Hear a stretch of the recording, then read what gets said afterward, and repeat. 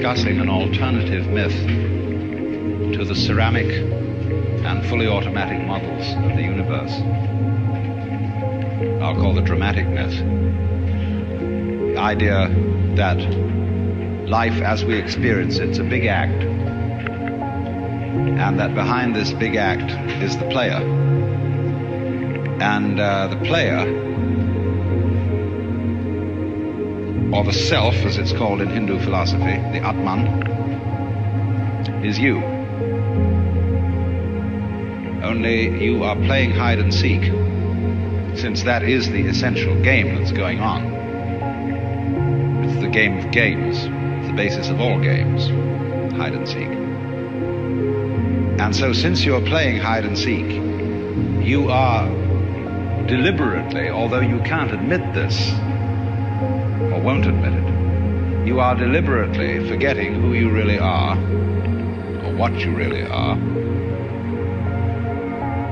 and the knowledge that your essential self is the foundation of the universe, the ground of being, as Tillich calls it, is something you have as what the Germans call a Hintergedanke. A Hintergedanke is a thought way, way, way at the back of your mind, way back here somewhere. Something that you know deep down, but can't admit.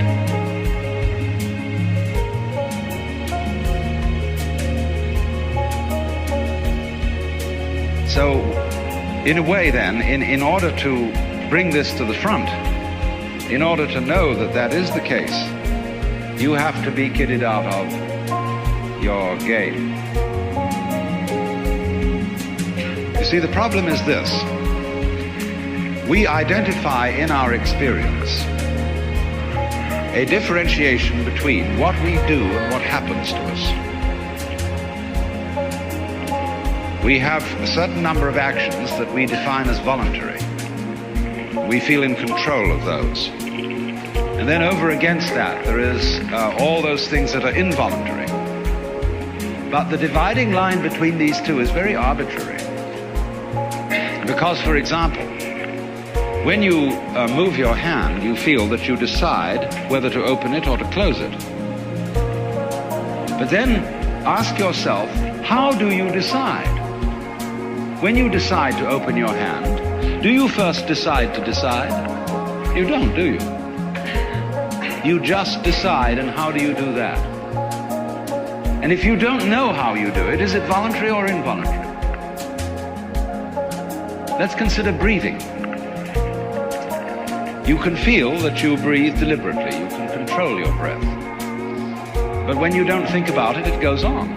Is it voluntary or involuntary?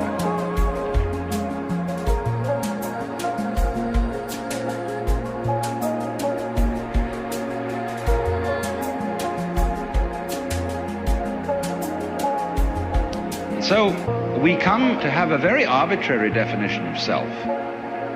That much of my activity which I feel I do. And that then doesn't include breathing most of the time. It doesn't include the heartbeats. It doesn't include the activity of the glands.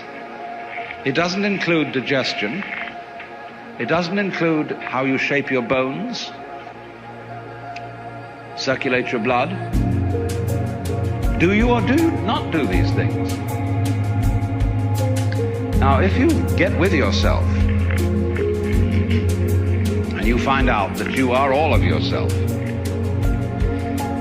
a very strange thing happens. You find that your body knows that you are one with the universe. In other words, that the so-called involuntary circulation of your blood is one continuous process with the stars shining. If you find out that it's you who circulates your blood, you will at the same moment find out that you are shining the sun. Because your physical organism is one continuous process with everything else that's going on. Just as the waves are continuous with the ocean, your body is continuous with the total energy system of the cosmos. And it's all you. Only you're playing the game that you're only this bit of it. But as I tried to explain, there are in physical reality no such things as separate events. So then, remember also when I tried to work towards a definition of omnipotence.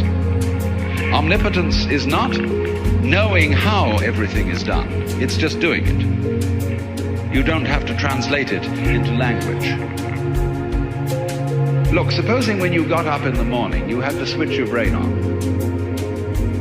And you had to think and do as a deliberate process, waking up all the circuits that you need for active life during the day. Why, you'd never get done. Because you have to do all those things at once. How can a centipede control 100 legs at once? Because it doesn't think about it. And so in the same way, you are unconsciously performing all the various activities of your organism. Only unconsciously isn't a good word, because it sounds sort of dead. Superconsciously would be better. Give it a plus rather than a minus. Because what consciousness is simply a sort of specialized form of awareness. When you look around the room, you are conscious of as much as you can notice. And you see an enormous number of things which you don't notice. If, for example, I look at a girl here and somebody asks me later, what was she wearing? I may not know, although I've seen, because I didn't attend. But I was aware, you see. So then, let me connect this with the problem of birth and death, which puzzles people enormously, of course.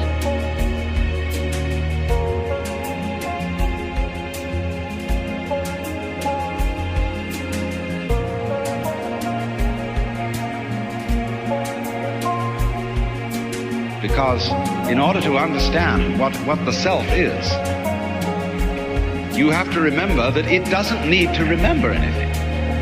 Just like you don't need to know how you work your thyroid gland. So then, when you die, you're not going to have to put up with everlasting non-existence, because that's not an experience. A lot of people are afraid that when they die, they're going to be locked up in a dark room forever. And sort of undergo that. But one of the most interesting things in the world, this is a yoga, this is a way of realization. Try and imagine what it will be like to go to sleep and never wake up. Think about that. Children think about it. It's one of the great wonders of life. What will it be like to go to sleep and never wake up? And if you think long enough about that, something will happen to you. You will find out, among other things, that it'll pose the next question to you. What was it like to wake up after having never gone to sleep? That was when you were born. You see, you can't have an experience of nothing. Nature abhors a vacuum. So after you're dead, the only thing that can happen is the same experience, or the same sort of experience as when you were born. In other words, we all know very well that after people die, other people are born. And they're all you. Only you can only experience it one at a time. Everybody is I. You all know you are you. And wheresoever beings exist throughout all galaxies, it doesn't make any difference. You are all of them. And when they come into being, that's you coming into being. You know that very well. Only you don't have to remember the past.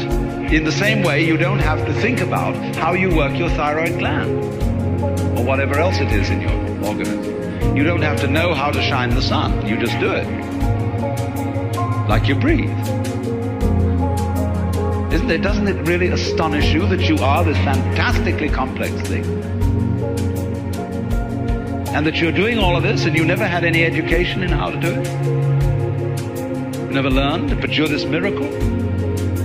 Well, the point is that from a strictly physical, scientific standpoint, This organism is a continuous energy with everything else that's going on.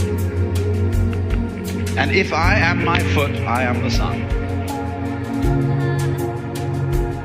Only we've got this little partial view. We've got the idea that no, I'm just something in this body. The ego. That's a joke. The ego is nothing other than the focus of conscious attention.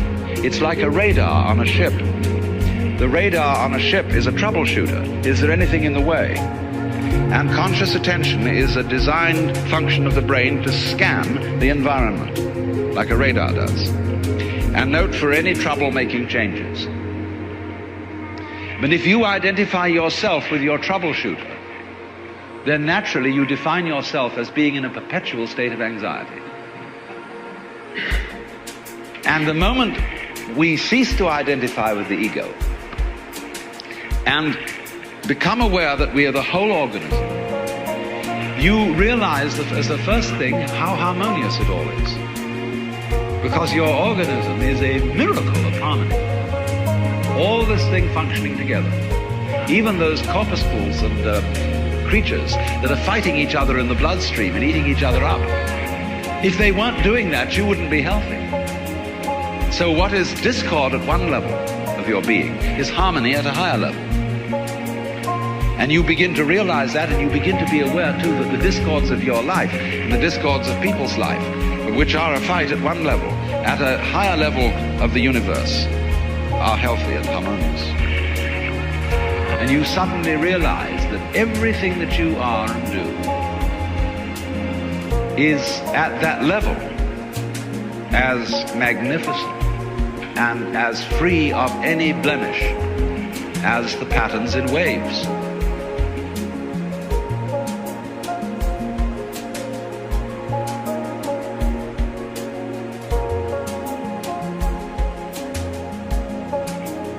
The markings in marble, the way a cat moves, and that this world is really okay. It can't be anything else, because otherwise it couldn't exist. But the reality underneath physical existence, or which really is physical existence, because in my philosophy there's no difference between the physical and the spiritual. These are absolutely out-of-date categories. It's all process. It isn't stuff on the one hand and form on the other. It is pattern. Life is pattern. It is a dance of energy. So I will never invoke spooky knowledge. That is to say that I've had a private revelation, or that I have sensory vibrations going on a plane which you don't have. Everything is standing right out in the open. And it's just a question of how you look at it. So you do discover, when you realize this, the most extraordinary thing to me that I never cease to be flabbergasted at whenever it happens to me.